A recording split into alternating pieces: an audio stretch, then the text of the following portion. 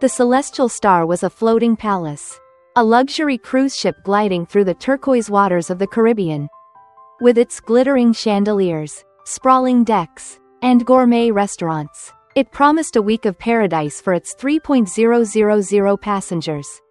For Lauren Mitchell, 36, the cruise was a chance to reconnect with her husband, Mark Mitchell, 39, a successful Miami real estate developer.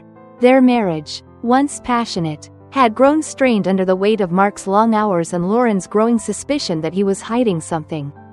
The cruise, she hoped, would rekindle their spark. Lauren, with her auburn hair and warm hazel eyes, was the picture of elegance in her sundresses and wide-brimmed hats. She'd left her marketing job to support Mark's career, hosting charity galas and playing the perfect wife.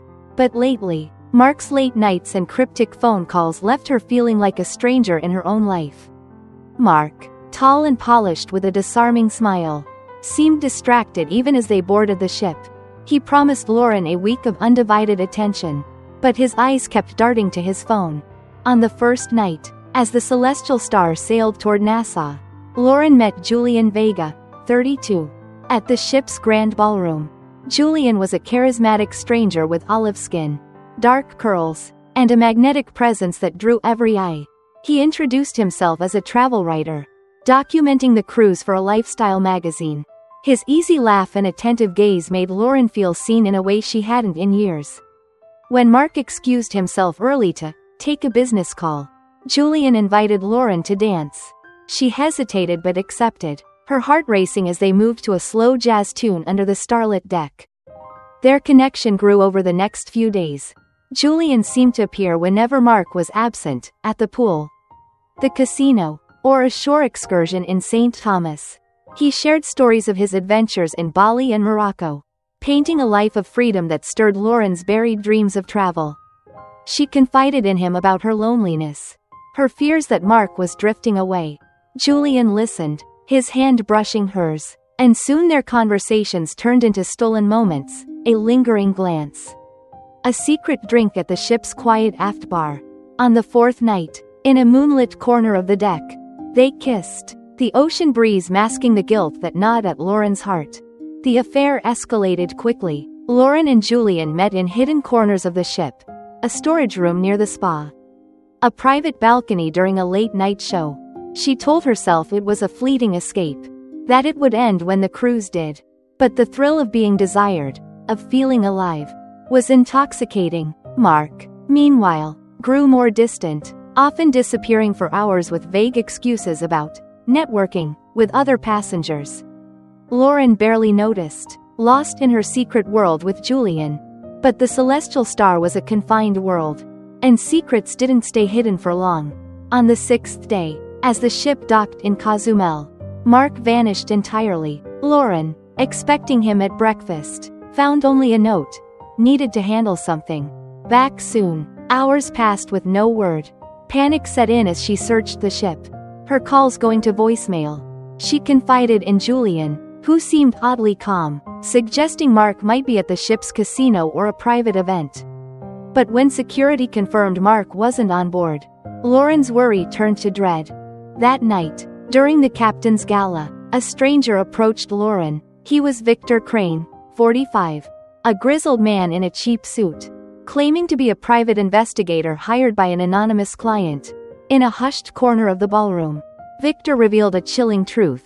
Julian Vega wasn't a travel writer. His real name was Javier Morales, a professional hitman with a rap sheet across 3 countries. Victor showed Lauren photos, Julian meeting with shady figures in Miami, Julian handling a silenced pistol. Worse, Victor claimed Julian was on the ship for a job, and Mark was his target.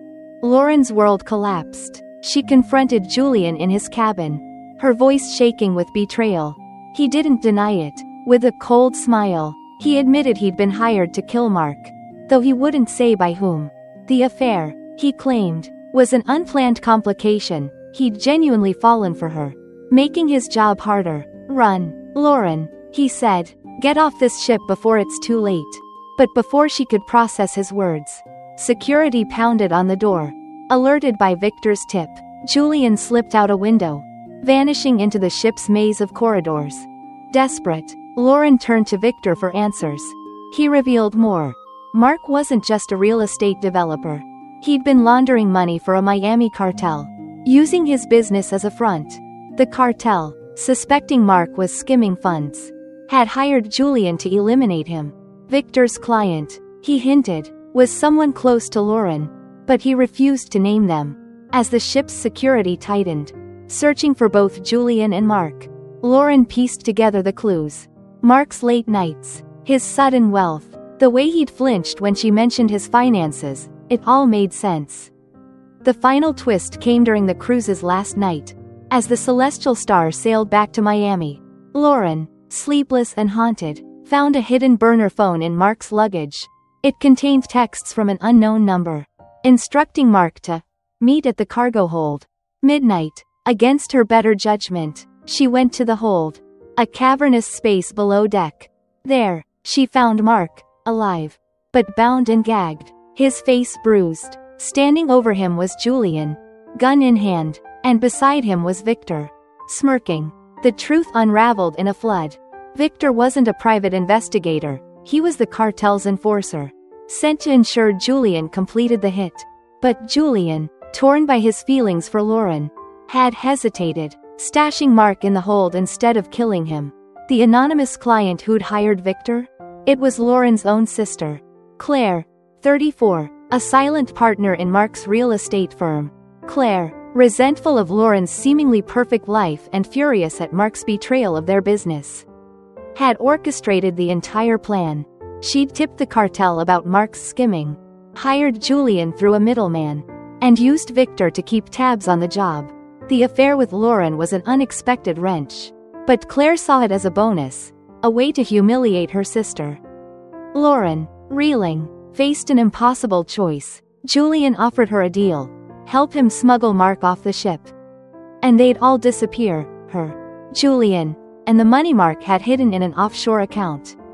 In exchange, he'd spare Mark's life. Victor, impatient, pressed his gun to Mark's temple, urging Lauren to decide. In a heartbeat, she grabbed a wrench from a nearby crate and swung, knocking Victor out. Julian, stunned, lowered his gun. "You're full of surprises," he said, but Lauren wasn't listening. She untied Mark, her hands trembling, and dragged him toward the exit. As alarms blared and security closed in, Julian vanished into the shadows, leaving Lauren and Mark to face the consequences. The cartel's reach, however, was long. Mark, exposed as a money launderer, was arrested when the ship docked. Claire, implicated by Victor's confession, fled the country, her betrayal cutting Lauren deeper than any bullet. Lauren, cleared of direct involvement, walked away from the wreckage of her marriage and her sister's deceit. A survivor of a game she never chose to play. But one secret remained hers alone. In her cabin, she'd found a note from Julian, slipped under her door. "I meant it when I said I loved you. Find me in Lisbon if you ever want a new start." She burned the note, watching the ashes drift into the sea. But the words lingered, a dangerous temptation she couldn't quite shake. The story ends with Lauren standing on the Miami dock, the Celestial Star looming behind her. The Caribbean sun blazed, but she felt only the chill of a life upended. She didn't know where she'd go next. But one thing was certain: the woman who boarded that ship was gone forever.